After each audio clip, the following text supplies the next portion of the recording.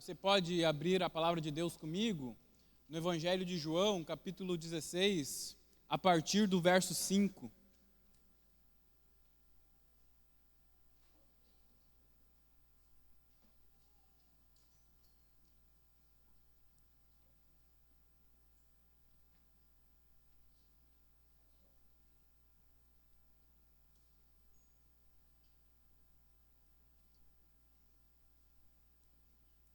E diz o seguinte: agora que vou para aquele que me enviou, nenhum de vocês me pergunta, para onde vais? Por causa do que eu disse, o coração de vocês se encheu de tristeza. Contudo, afirmo que é para o bem de vocês que eu vou. Se eu não for, o conselheiro não virá para vocês, mas se eu for, eu o enviarei. Quando ele vier, convencerá o mundo do pecado, da justiça, do juízo. Do pecado, porque os homens não creem em mim. Da justiça, porque vou para o Pai. E vocês não me verão mais. Do juízo, porque o príncipe deste mundo já está condenado. Tenho ainda muito o que dizer, mas vocês não podem suportar agora. Quando, porém, o Espírito da verdade vier, ele os guiará a toda a verdade. Não falará de si mesmo, falará apenas o que ouvir e anunciará a vocês o que está por vir. Ele me glorificará, porque receberá do que é meu e anunciará a vocês. Tudo o que pertence ao Pai é meu. Por isso, eu disse que o Espírito receberá do que é meu e anunciará a vocês. Amém? Meus irmãos, minhas irmãs, hoje nós começamos uma série de mensagens sobre a pessoa do Espírito Santo. E hoje, nesta mensagem, a gente vai trabalhar uma introdução à pessoa do Espírito Santo, observando todo o escopo da Bíblia Sagrada. A Bíblia Sagrada, em termos gerais, como ela nos apresenta o Espírito Santo. Mas como os próximos temas, nós vamos trabalhar o Espírito Santo sob uma perspectiva mais focada naquilo que o Novo Testamento nos apresenta, eu quero trazer de forma um pouco mais focada hoje sobre como o Antigo Testamento nos apresenta o Espírito Santo e como, em um primeiro momento, o Novo Testamento recepciona aquilo que já foi revelado sobre a pessoa do Espírito Santo desde o Antigo Testamento. E por que é importante que nós reflitamos sobre isso? Por que é importante que nós reflitamos sobre o Espírito Santo? Por um motivo óbvio, sempre é importante que nós reflitamos sobre aquele que habita no nosso meio e faz ser possível que a igreja seja a igreja. Faz ser possível que a igreja seja realmente o povo de Deus, o povo do Messias. Nós não somos apenas um clube, uma associação, e nem apenas e tão somente uma comunidade religiosa ou uma comunidade que segue certos preceitos religiosos, éticos, um código moral específico. Não, nós somos o povo de Deus, onde Deus habita verdadeiramente. É verdade que nós esperamos pelo momento em que Deus habitará de forma plena no nosso meio, mas cremos e sabemos que Deus já habita no nosso meio. Não só pela presença da sua palavra, não só porque nós cultivamos ideias sobre Deus, mas Ele habita de fato. A sua presença está aqui. E essa presença, ela se realiza por causa do Espírito Santo. E é importante que nós reflitamos sobre a pessoa do Espírito Santo, porque muitas coisas são faladas a respeito do Espírito Santo que não estão alinhadas, não estão numa linha de coerência com a Bíblia Sagrada, ou com o Evangelho, com a maneira que a Bíblia apresenta o Espírito Santo. Então é nosso dever também refletir sobre isso, porque assim nós também vamos nos preparando para ter a melhor condição de entender aquilo que se fala sobre o Espírito Santo e evitar que caiamos nos equívocos, naquelas falas que realmente vão contra tudo aquilo que realmente o Espírito Santo pode e quer fazer no nosso meio, aquilo que o Espírito Santo é. É importante que nós notemos desde o começo, desde já, que a pessoa do Espírito Santo é revelada a nós, como eu já venho falando, na Bíblia Sagrada, mas não é revelado tudo de uma vez só. Não é no primeiro capítulo, não é no primeiro versículo, não é no primeiro livro da Bíblia, nem nos primeiros livros da Bíblia que nós temos tudo o que nós sabemos e cremos a respeito do Espírito Santo. A pessoa do Espírito Santo, como todo ser de Deus, é revelada de forma gradativa na Bíblia Sagrada, ou seja, é revelada aos poucos, é revelada em partes ou é revelada a partir de um processo até que nós cheguemos, evidentemente, no Novo Testamento, nós tenhamos uma compreensão mais plena daquilo que o Espírito Santo é, daquilo que Deus é. Por isso que nós compreendemos a partir da Bíblia Sagrada, levando em conta a conclusão final daquilo que nós podemos ter, de acordo com os escritos que ali estão, de que Deus é uma Trindade. Deus é um único Deus que subsiste em três pessoas, compartilha uma única natureza, uma única essência, mas são três pessoas. Não será hoje que eu vou trabalhar o tema da Trindade, talvez nós teríamos que dedicar uma série de mensagens para falar só sobre a Trindade, mas é importante que nós creiamos, é importante que nós sempre reafirmemos a Trindade, porque se nós não cremos na Trindade, se nós não temos consciência da nossa confissão de fé a respeito da Trindade, a pessoa do Espírito Santo, aquilo que nós cremos a respeito dela, aquilo que nós entendemos a respeito do Espírito Santo fica, de certa maneira, prejudicado, de certa maneira não, completamente prejudicado. Isso porque o Espírito Santo, como se revela nas Escrituras, ele se revela mostrando que é uma pessoa. A Bíblia Sagrada nos revela o Espírito Santo e nos mostra que, no final das contas, o Espírito de Deus é uma pessoa e ele é Deus também. Tão Deus quanto o Pai, tão Deus quanto o Filho. Às vezes nos dá a impressão que o Espírito Santo seja, ou possa ser, apenas uma energia, uma força, inclusive que pode ser manipulada quando nós usamos as palavras certas, quando nós escolhemos as atitudes certas e que, de certa maneira, através de uma série de comportamentos, através de uma série de falas, de expressões, nós conseguimos domar, manipular, administrar essa força divina.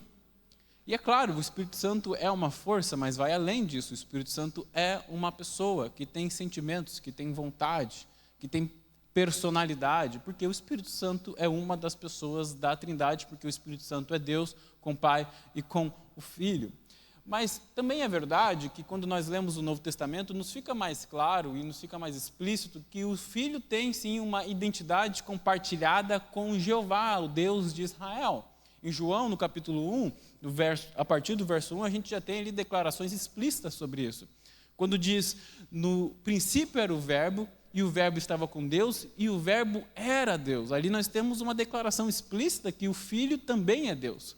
Mas onde encontramos na Bíblia Sagrada, no Novo Testamento especialmente, que o Espírito Santo também é Deus, assim como o Filho, assim como o Pai. E nós temos alguns indicativos que nos mostram isso. Aliás, vários indicativos, e eu vou mostrar só dois. Quando Jesus começou a igreja, lá em Mateus 28, após a ressurreição, quando ele estabelece aquilo que nós conhecemos pelo ID, ele diz que os discípulos deveriam ir às nações, discipular as nações e batizar. Batizar em nome do Pai, do Filho e do Espírito Santo. Jesus já usa uma fórmula ali, que os estudiosos chamam de fórmula trinitária. Uma tríade onde mostra o Pai, o Filho e o Espírito em equivalência, se equiparando. Se o Filho é Deus, o Espírito Santo também é Deus, porque o Espírito Santo está ali junto com o Pai e junto com o Filho. Se a relação do Filho com o Pai é uma relação que estabelece a sua divindade, e o Espírito Santo está ao lado do Filho, então ali existe um indicativo muito claro de que existe uma condição que só dispõe dela o Pai, o Filho e o Espírito. Por isso nós acreditamos que o Espírito Santo é Deus. Também tem um trecho bem interessante, lá em 2 Coríntios, no capítulo 13, no verso 14, quando o apóstolo Paulo está fazendo as suas saudações finais e desejando a bênção para a igreja de Corinto, através da sua segunda epístola, que ele diz o seguinte: a graça do Senhor Jesus Cristo, o amor de Deus e a comunhão do Espírito Santo sejam com todos vocês. O apóstolo Paulo estabelece aqui uma bênção em que ele considera não só o Deus Pai, não só o Deus Filho, mas inclui também, a nível de igualdade, o Espírito Santo. Mas nós temos, claro, evidentemente, outros trechos que nos fazem essa indicação, mostrando que a igreja, desde o começo, percebeu o Espírito Santo como sendo tão Deus quanto Filho, quanto Pai. É claro que, desde o começo, não se tinha uma teologia, todo um ensinamento detalhado e preciso de como se dava esse caráter divino do Espírito Santo. A igreja, antes de estabelecer uma teologia que foi necessária e que é necessária até hoje, por isso estamos aqui pregando, experimentou a Deus. A igreja do início experimentou a Deus através da pessoa do Espírito Santo. O Espírito Santo foi aquele que no meio da igreja, conforme nós podemos ver de forma muito clara em Atos, conduziu a igreja e foi a própria presença do Senhor Jesus e deu condição para que os discípulos de Cristo dessem continuidade à obra de Cristo, e em tudo eles ouviam o Espírito de Deus. Então, da própria experiência mais primitiva, digamos assim, mais essencial dos primeiros cristãos, já se tem essa convicção, ainda que não tão trabalhada, tão detalhada, digamos assim, teoricamente, de que o Espírito Santo é Deus. Então, nós vamos partir disso, que o Espírito Santo é Deus e que o Espírito Santo é uma pessoa. Mas, como eu já mencionei, isso não está claro desde o começo, não está claro desde o primeiro livro, do primeiro capítulo, nem dos primeiros livros da Bíblia. Mas a gente tem, sim, uma revelação, uma iluminação progressiva a respeito da pessoa do Espírito Santo, que vai nos mostrando a sua relação com Deus. E eu acho muito importante que nós já entendamos que uma relação bem importante que o Espírito de Deus tem com o próprio Deus, com Jeová, com aquele que é o Deus de Israel, aquele que libertou Israel do Egito, é que o Espírito Santo aparece como uma referência à presença de Deus. Ele aparece como uma referência à presença do próprio Deus. Como isso acontece? Observe o Salmo de número 51, em que Davi está fazendo ali a sua oração de arrependimento diante do seu grande pecado. E ele diz algo bem interessante: não me expulses da tua presença, falando a Deus. E depois diz: nem tires de mim o teu Santo Espírito. Bom, Henrique, mas isso não prova muita coisa, ou não nos mostra muita coisa, ou não nos ensina muita coisa a respeito daquilo que você está falando, dessa relação de presença, ou dessa relação do Espírito Santo com a presença de Deus.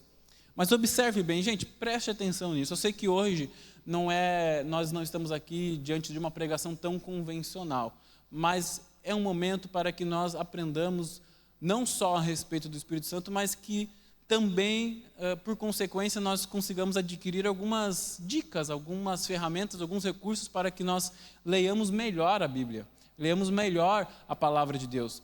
E na poesia hebraica, que nós podemos ver nos salmos, nos cânticos, nas orações, tem um recurso que o poeta usa muito, que os estudiosos chamam de paralelismo. O paralelismo é quando o poeta usa duas expressões em sequência, falando de maneira diferente, evidentemente, mas para tratar da mesma coisa, para fazer referência à mesma coisa.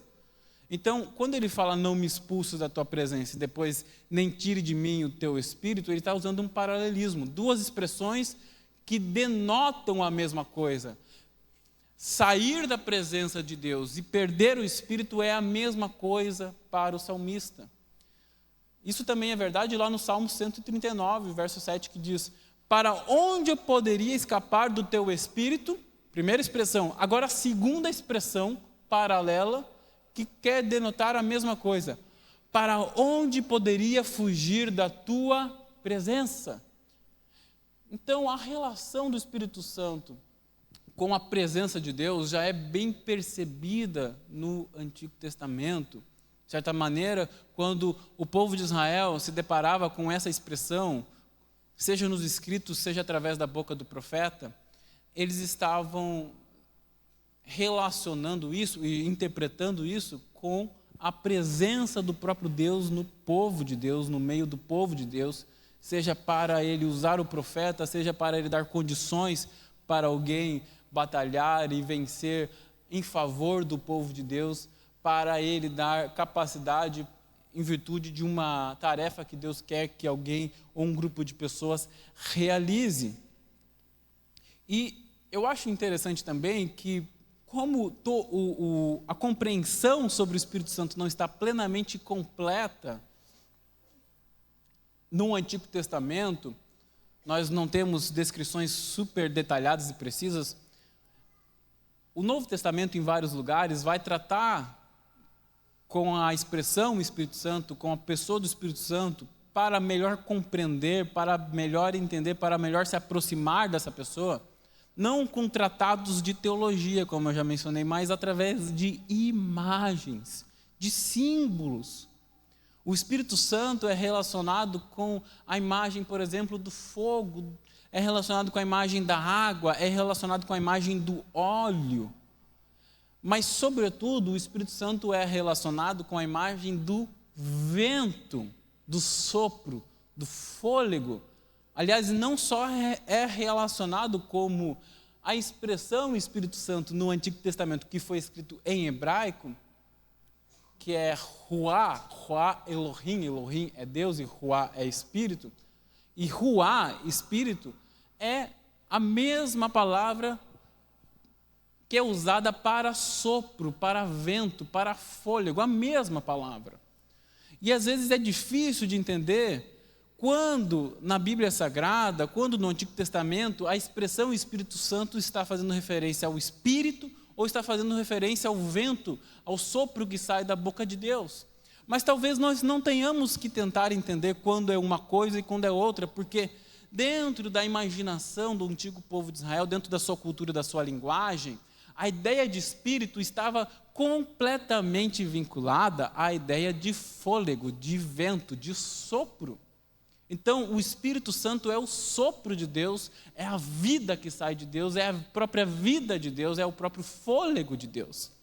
E isso se apresenta de uma maneira muito clara lá na criação, quando em Gênesis, no capítulo 1, no verso 13, diz o seguinte: a terra era sem forma e vazia, havia trevas sobre a face do abismo, e o Espírito de Deus se movia sobre as águas. O vento, o sopro de Deus se movia sobre as águas. Quando o hebreu lia isso, ele não pensava, apenas um sopro, é apenas um vento. Ele entendia esse vento como a própria presença pessoal de Deus, presença criativa de Deus. Desde sempre o povo de Deus entendeu, conforme o relato de Gênesis, que Deus criou todas as coisas através da sua palavra. Ele disse: haja luz e houve luz. E os cristãos vêm junto dizendo que, sim, a palavra é o meio, a ferramenta pela qual Deus criou todas as coisas. Mas existe na Bíblia Sagrada, existe no Antigo Testamento, uma relação profunda com a palavra de Deus e o seu sopro, o vento, o seu fôlego. No Salmos, do capítulo 33, de número 33, verso 6, diz o seguinte: pela palavra do Senhor foram feitos os céus, e pelo sopro da sua boca tudo que neles há. Mas essa relação, essa conexão entre palavra e sopro é até evidente, porque a palavra, a verbalização, a expressão da palavra vocal exige sopro, exige fôlego. Deus fala e a sua palavra, ela é expressada, acontece através do sopro de Deus. Existe uma conexão profunda entre o sopro e a palavra. Nesse sentido, a gente entende que não só a palavra de Deus é a força criativa de Deus, como o sopro alinhado à palavra. E isso não está só de maneira enigmática, um pouco escondida no Antigo Testamento.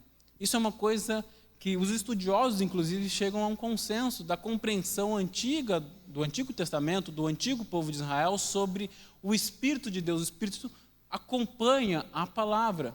E isso também reverbera no Novo Testamento, quando o apóstolo Paulo diz, na sua segunda carta a Timóteo, no capítulo 3, verso 16, toda a Escritura, o que é a Escritura? O que é a Escritura? É a palavra de Deus. Toda a Escritura é inspirada por Deus e útil para o ensino, para a repreensão, para a correção e para a instrução na justiça. Mas os estudiosos são convictos em dizer que a melhor tradução aqui não seria inspirada por Deus, mas soprada por Deus. A palavra é soprada por Deus, a Escritura é soprada por Deus. Então, essa imagem do sopro, do vento, e que traz vida, alinhada ao Espírito Santo, ela é muito forte. Ela é forte no Antigo Testamento, ela é forte quando Ezequiel profetiza sobre o vale de ossos secos. Um vento toma conta daquele lugar, o sopro divino toma conta daqueles ossos e traz a eles a vida de novo. E aí, a partir dessa imagem do vale dos ossos secos sendo restaurados, aqueles corpos sendo restaurados, Deus fala por meio do profeta, ou fala ao profeta, sobre a promessa do Espírito Santo. Isso está lá em Ezequiel, no capítulo de número 37. Mas não esqueçamos quando Jesus fala a Nicodemos, no capítulo 3, sobre a importância de nascer de novo, ele diz o seguinte: em verdade lhes digo que ninguém pode entrar no reino de Deus se não nascer da água e do Espírito. Não se surpreenda pelo fato de eu ter dito, é necessário que vocês nasçam de novo. O que nasce da carne é carne, mas o que nasce do Espírito é Espírito. O vento sopra onde quer, você o escuta, mas não pode dizer de onde vem nem para onde vai. Assim acontece com todos os nascidos do Espírito. Jesus fazendo uma relação profunda do Espírito com o vento. Aliás, quando ele ressuscitou e se apresentou aos discípulos, ele soprou sobre os discípulos e disse: recebam o Espírito Santo. É o sopro da criação, é o poder criativo de Deus através da sua palavra, que é soprada por Deus, o fôlego de Deus que é repartido para criar tudo que existe. O Espírito Santo, ele, como agente de Deus na criação, é muito importante reconhecer isso, é muito importante para entender aquilo que o Espírito Santo está para fazer no nosso meio, está para fazer daqui em diante, está para fazer de acordo com aquilo que Deus está preparando em perspectiva da nova criação de Deus. O Espírito Santo é o sopro de Deus no nosso meio. E conforme nós vamos caminhando no Antigo Testamento, nós vamos percebendo como o Espírito Santo se relaciona com as pessoas no Antigo Testamento, em especial com o povo de Deus e com algumas figuras. Eu já mencionei, o Espírito Santo ele não repousava sobre todos no sentido individual, digamos assim. Cada indivíduo do povo de Deus tinha o Espírito Santo sobre si. Não, algumas pessoas eram tomadas pelo Espírito Santo para alguma tarefa específica. Em Juízes, por exemplo, a gente vê Jefté, a gente vê Gideão, a gente vê Sansão, como o pastor Samuel falou na semana passada, líderes que se estabeleceram no povo de Israel, para o povo de Israel, antes do período dos reis, que recebiam o Espírito Santo, inclusive para poder lutar pelo povo de Israel e para servir como um libertador do povo de Israel, ou servir como alguém que se defendia o povo de Israel, os seus domínios. Também vemos o Espírito Santo sendo aquele que dá capacidade aos reis, tanto a Saul quanto a Davi. Em 1 Samuel, capítulo 16, diz que quando Saul ungiu a Davi com óleo, o Espírito Santo se apoderou de Davi. Então, o Espírito Santo, no Antigo Testamento, ele tomava as pessoas para tarefas específicas. E isso é mais verdadeiro ainda, em especial a gente pode ver isso com os profetas. Os profetas, eles falavam a partir daquilo que Deus queria, eles serviam como boca de Deus pelo poder do Espírito Santo. Inclusive, Davi também serviu como profeta, e ele diz, inclusive, algo bem interessante. Lá em 2 Samuel, no capítulo 23, verso 2, o Espírito do Senhor falou pelo meu intermédio, a sua palavra esteve na minha língua. Então, os profetas, eles falavam pelo poder do Espírito. Quando o povo de Israel voltou do exílio babilônico, numa oração coletiva de arrependimento, eles disseram o seguinte, em Neemias, no capítulo 9, verso 30, pelo teu Espírito, por meio dos profetas, os advertiu o povo de Deus. Então, em Neemias aqui, nós temos um trecho que também comprova uma conclusão, uma convicção do povo de Deus sobre o papel do Espírito Santo como sendo um espírito de profecia que capacitava a profecia. Mas o Espírito Santo ainda não estava em plena manifestação daquilo que Deus desejava para o seu povo. Por isso nós temos promessas sobre aquilo que o Espírito Santo iria fazer. Promessas sobre aquilo que Deus iria fazer através do Espírito Santo. E quando os profetas profetizavam sobre a restauração e redenção final do povo de Deus, eles faziam a referência ao Espírito Santo por várias vezes, em vários trechos nós podemos perceber essa referência ao Espírito Santo como parte importante da restauração de Israel. Em Joel, no capítulo 2, no verso 28, diz o seguinte: depois disso derramarei do meu Espírito sobre todas as pessoas, os seus filhos e as suas filhas profetizarão, os velhos terão sonhos, os jovens terão visões, até sobre os servos e as servas derramarei o meu Espírito naqueles dias. E a gente sabe que isso aconteceu em Atos, no capítulo 2, que vai ser mais propriamente trabalhado no próximo domingo, em que nós falaremos de forma mais focada e específica sobre a ideia, o conceito e a expressão batismo no Espírito Santo. Mas a gente entende que, através dos profetas, no Antigo Testamento a gente já tem um indicativo de que Deus queria derramar do seu Espírito. Em Ezequiel, no capítulo 37, verso 14, diz o seguinte: porei o meu Espírito em vocês, e vocês viverão. Eu o estabelecerei na sua própria terra, então vocês saberão que eu, o Senhor, falei e fiz, declara o Senhor. Aqui, esse verso aqui está dentro daquele trecho que eu mencionei, do Vale de Ossos Secos. Então, o Espírito Santo foi prometido no Antigo Testamento para o povo de Deus, e também o Espírito Santo foi prometido como uma unção especial para o Messias. Em Isaías, no capítulo 42, no verso 1, diz o seguinte: eis aqui o meu servo, fazendo referência ao Messias prometido, a quem sustento, o meu escolhido, em quem a minha alma se agrada. Pus sobre ele o meu espírito, e ele promulgará o direito para os gentios. Aqui nós temos um texto que faz referência à vinda do Messias. Mas não sei se você percebeu, isso aqui se repete de novo na Bíblia Sagrada. Quando? Quando Jesus é batizado. O que acontece? Deus fala, abre-se os céus e Deus fala: este é meu Filho amado, em quem eu tenho prazer, e repousa sobre Jesus o Espírito Santo como uma pomba. O batismo de Jesus Cristo, conforme relatado pelos evangelhos, é a recapitulação dessa promessa, é a demonstração dessa promessa acontecendo. Jesus é o Messias, que é ungido pelo Espírito Santo. Jesus é aquele que, como Messias, faz o que faz porque foi ungido pelo Espírito Santo. Em Lucas 4, quando Jesus entra no templo e abre as Escrituras, ele lê o seguinte, e faz referência a si mesmo. Isaías 61, verso 1 e 2. O Espírito do Senhor está sobre mim, porque o Senhor me ungiu para pregar boas novas aos pobres, enviou-me a curar os quebrantados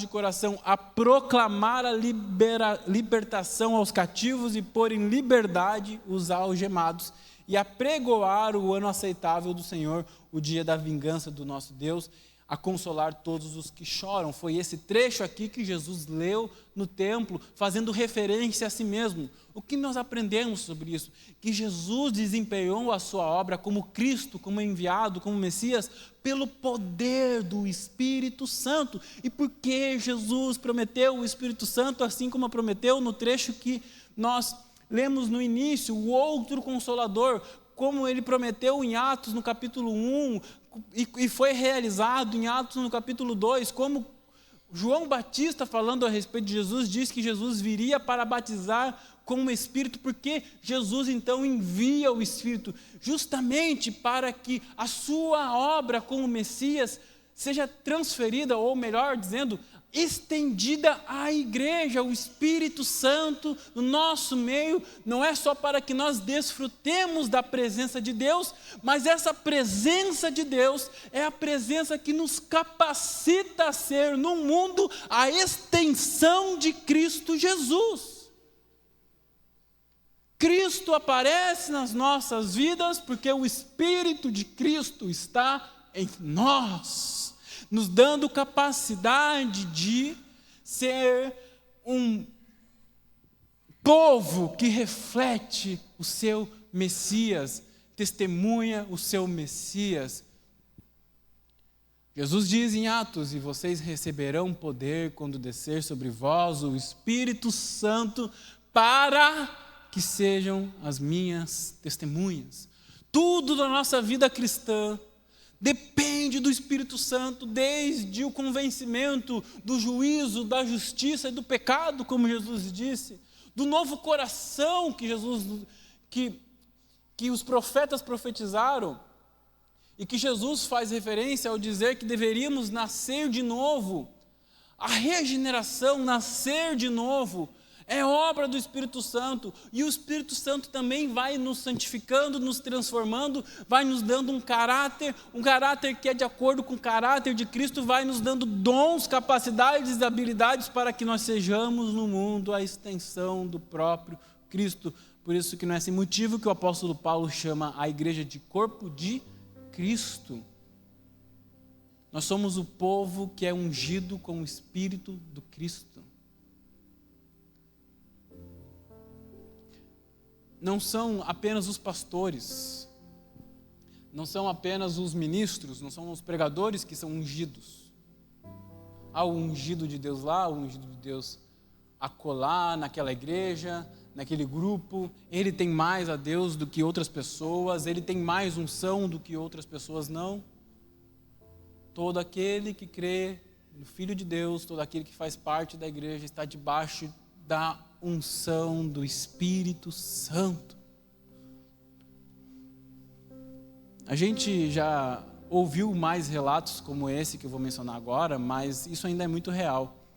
Pessoas que quando saem de uma igreja, o pastor diz assim: você está agora fora da minha cobertura, da minha unção, fora da minha proteção espiritual. Mas a gente não precisa da cobertura de ninguém. Nós não precisamos, nós somos evangélicos, nós sabemos isso desde o começo da nossa história. Não tem ninguém que está acima de nós em relação à nossa conexão com Cristo Jesus. O Espírito Santo ungiu a todos nós, e todos nós estamos no mesmo nível, porque estamos todos debaixo da mesma unção. Todos estamos. É claro que cada um de nós pode procurar, através dos exercícios espirituais, a gente vai falar mais sobre isso nas próximas semanas ou nos próximos domingos, se encher desse Espírito, se apropriar desse Espírito que foi derramado, ter experiências com esse Espírito, mas ele está disponível a cada um de nós, e ninguém faz a intermediação dessa dádiva que é o Espírito Santo. É Jesus Cristo que batiza a cada um de nós, que dá a cada um de nós o seu Espírito.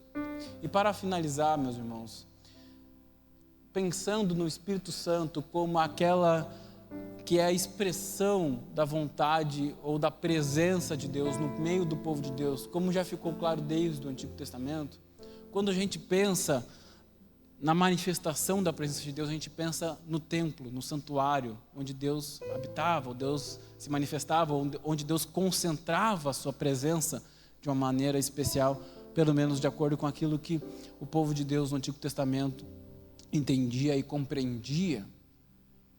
Mas o apóstolo Paulo é categórico em dizer, em 2 Coríntios, no capítulo 6, se eu não me engano, que nós somos o templo do Espírito. Nós somos o lugar onde Deus habita através do Espírito. Eu acho que isso tem uma relação bem interessante com aquilo que Jesus diz lá em João, no capítulo 7, no versos 38 e 39. Quem crer em mim, como diz a Escritura, do seu interior fluirão rios de água viva. E o evangelista continua dizendo: Jesus estava se referindo ao Espírito que mais tarde receberiam os que nele crescem. Até então o Espírito ainda não tinha sido dado, pois Jesus ainda não fora glorificado. Mas quando Jesus foi assunto aos céus, subiu aos céus, se assentou à direita do Deus Pai, Ele enviou o Espírito Santo. E agora todo aquele que crê, do seu interior flui rios de água viva. Mas observe uma coisa, Jesus diz que quem crer em mim, como diz a Escritura, do seu interior fluirão rios de água viva. Mas que Escritura? Ele estava se referindo ao Antigo Testamento, mas qual trecho específico? Os estudiosos, eles não têm um consenso sobre qual trecho que Jesus estava fazendo referência, mas tem um trecho em particular que talvez seja aquele que serviu de maior base para aquilo que Jesus estava falando aqui, que é aquele que aparece em Ezequiel no capítulo 47, que é uma visão, que é uma imagem que Ezequiel está percebendo naquele momento, que está sendo dado a ele, que é a imagem de um rio que flui de um santuário. E em Ezequiel, no capítulo 47, verso 9, a partir do verso 9, mais precisamente, diz o seguinte: por onde o rio passar, haverá todo tipo de seres vivos e de peixes, porque essa água flui para o mar, transformando a água salgada em água doce, de modo que por onde o rio fluir, tudo viverá. Árvores frutíferas de todas as espécies crescerão em ambas as margens do rio. As suas folhas não murcharão e os seus frutos não cairão. Todo mês produzirão, porque a água que vem do santuário, o que é o santuário senão o templo, chega a elas. Os seus frutos servirão de comida e as suas folhas de remédio. Essa promessa, essa imagem profética que nós encontramos aqui em Ezequiel 47 tem a ver com a redenção final do povo de Deus, e que nós aguardamos, e que nós temos ela de volta lá em Apocalipse, no capítulo 21 e no capítulo 22, o rio que flui do trono de Deus e do Cordeiro, o rio da vida, o rio que traz vida. E aqui o rio tem uma conexão forte com o Espírito Santo, se não em Ezequiel, mas por aquilo que Jesus disse. Jesus mesmo faz essa conexão, o evangelista faz essa conexão. E o apóstolo Paulo diz que nós somos o templo do Espírito. Em outras palavras, para resumir, nós somos o templo onde flui o rio da vida. E por onde esse rio passa, a vida, a cura, por onde esse rio flui, tudo viverá. Nós, o templo do Espírito, onde o Espírito Santo foi derramado, temos em nós esse rio fluindo, esse rio de vida. Nós temos esse vento soprando, o vento da criação, o vento criativo de Deus sopra em nós. E quando Ele sopra em nós, Ele está trazendo vento, está trazendo uma realidade, está trazendo o ar da eternidade para o presente, o rio do céu fluindo aqui na terra através da igreja.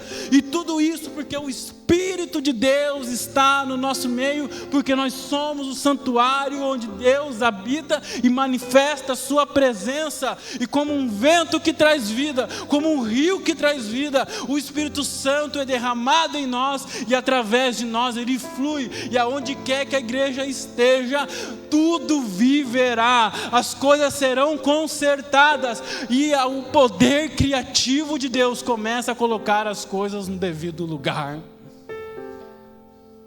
Por isso é importante que nós creiamos no poder e na unção do Espírito Santo, que está aqui neste lugar, não para nós, não para satisfazer as nossas ambições, não para satisfazer as nossas necessidades psicológicas apenas, não apenas para que nós tenhamos experiências de êxtase ainda que nós possamos ter, mas envolve muito mais do que isso, envolve o propósito soberano de Deus, que através da igreja, o seu templo vivo, Ele possa irradiar a sua glória, fazer fluir esse rio, soprar o seu fôlego de vida, aonde quer que essa igreja esteja.